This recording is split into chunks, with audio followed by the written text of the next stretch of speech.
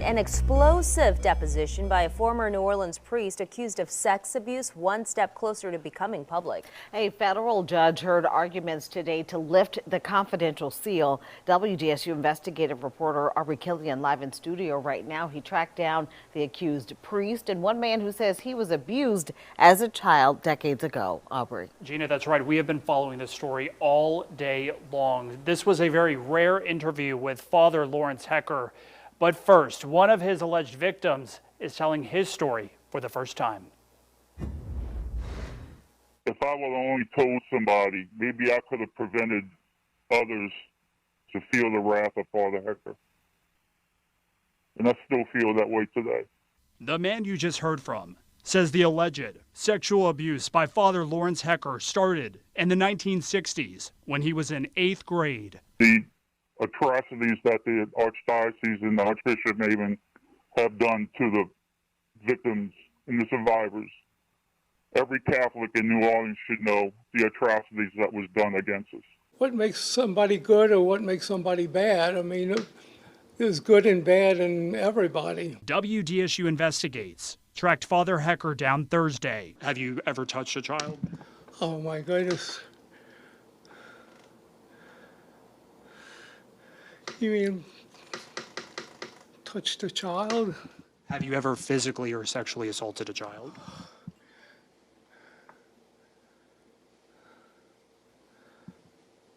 It's a yes or no question, sir.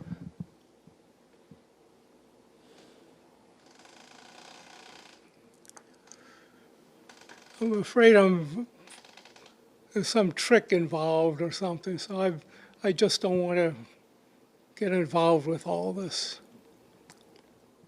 So have you ever in your life as a former priest touched a child?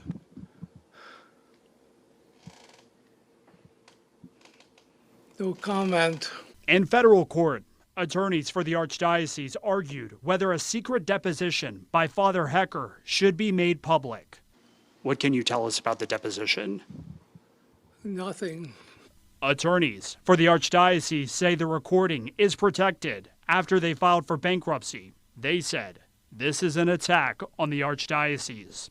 Attorneys for the accusers disagree. In the documents and the deposition that we took from Hecker in December of 2020, which is to this day the most disturbing, fascinating, disgusting testimony I've ever taken as a lawyer.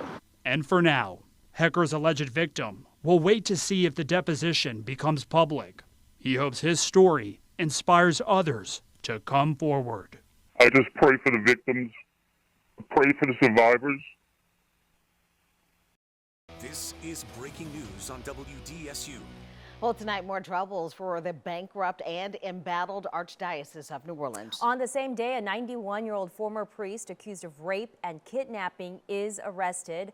Archbishop Gregory Amen wrote a concerning letter about their finances. WDSU investigative reporter Aubry Killion live in the studio after obtaining that letter with more on what that letter said. Aubry. Hey, Stella, so this is a chilling update. The same day an accused child molester was arrested, the Archdiocese announces that churches and schools, they could be impacted to pay up for hundreds of sex abuse claims. That is something that the Archbishop said was not going to happen until now. The same day, accused child molester and former priest Lawrence Hecker was arrested, Archbishop Gregory Amen wrote this letter. Parishes, schools, and ministries could now be impacted to help the bankrupt Archdiocese filled with sex abuse allegations. Amen wrote, properties could be reduced.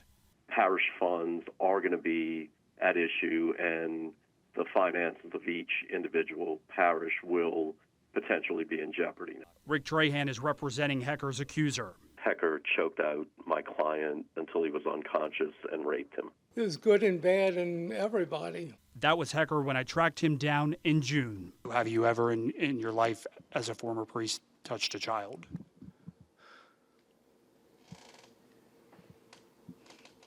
No comment. Hecker was arrested and booked Friday afternoon. We obtained this image of Hecker leaving his New Orleans home. For months, we've also continued to press the Archdiocese for answers. Do you believe Hecker should have been in jail? I have mass this evening. Hey, okay. Okay. He was hidden in plain sight. He was moved from assignment to assignment, and he was put in contact with unwitting victims over and over again. Do you feel, D.A. Williams, that the Archdiocese could have done more? I think a whole lot of adults should have done a whole lot more to protect children from Lawrence Hecker. Hecker's attorney has not responded to multiple calls. The Archdiocese says they reported Hecker to law enforcement. That was back in 2002. They declined to speak on camera today. Gina, back to you.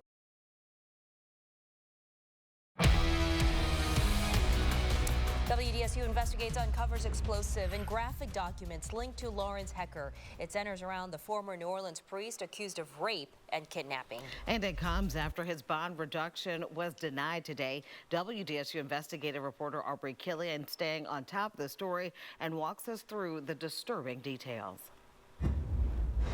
Tuesday, accused child molester Lawrence Hecker's attorneys tried to get him out of jail on a reduced bond, but that was denied. Hecker is accused of essentially choking and raping the alleged victim.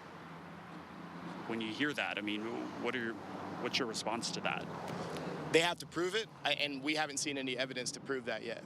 The same day, WDSU investigates obtained these records. Prosecutors say Lawrence Hecker is a serial child abuser and rapist and a diagnosed pedophile who continues to possess child porn. The records cite Hecker's testimony, doctors, and records from the Archdiocese. Hecker has been indicted for attacking, imprisoning, choking, and raping a juvenile. Court records reveal by 2012 at least 9 individuals had been documented by the Archdiocese as victims. The records show he admitted to the sexual abuse of at least one developmentally challenged adult. According to the records, in 1999, the Archdiocese sent Hecker for evaluation. Records show he was diagnosed as a pedophile. Prosecutors allege he admitted to multiple instances of child sex abuse. Hecker writing with shame, "I report a time of my life from 1968 to 1980. A report also shows Hecker saying, "I didn't have a bad reputation. Each year when students would sign up for spiritual directors, I had the most." The report also saying Hecker is a risk for further sexual misconduct. In 2012, there's this letter written to Archbishop Gregory Amen, apparently by the Archdiocese Victim Assistance Coordinator. The letter says, "This is the 9th allegation we have on record against Hecker." Hecker wasn't removed until 2002 and kept his retirement benefits until 2020 when the church filed for bankruptcy. There's good and bad in everybody. This past June, I tracked Hecker down. Have you ever in your life as a former priest touched a child?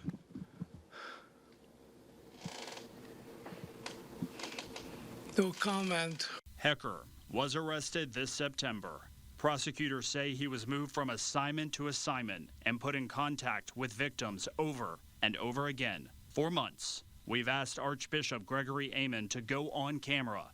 He says he reported Hecker to law enforcement. Do you believe Hecker should have been in jail? I have mass this evening. For WDSU Investigates, I'm Aubry Killion.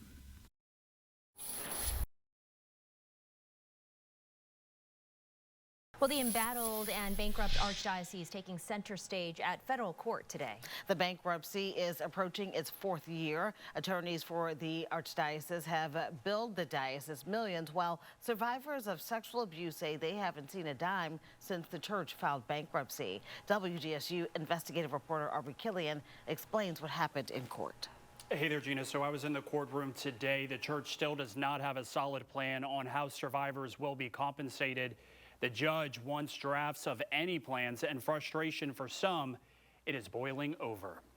Do you think you'll ever see some closure? Oh, we're hopeful.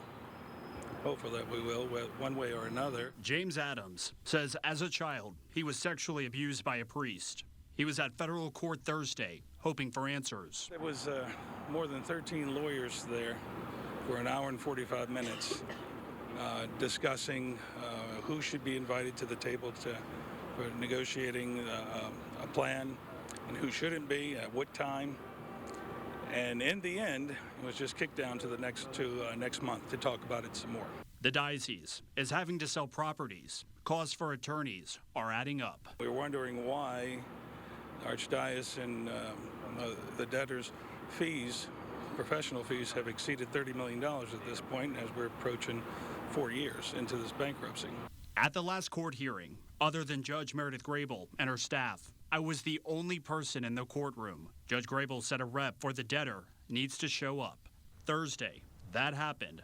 Father Patrick Carr left court and declined to comment.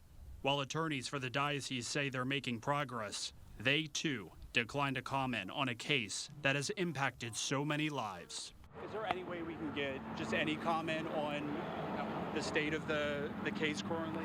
No. Any message to survivors?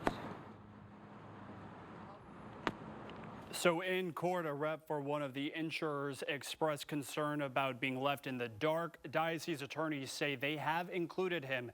Judge Grable said if you're going to ask the guy to write a check, he needs to be at the table. Back to you. All right, Aubry.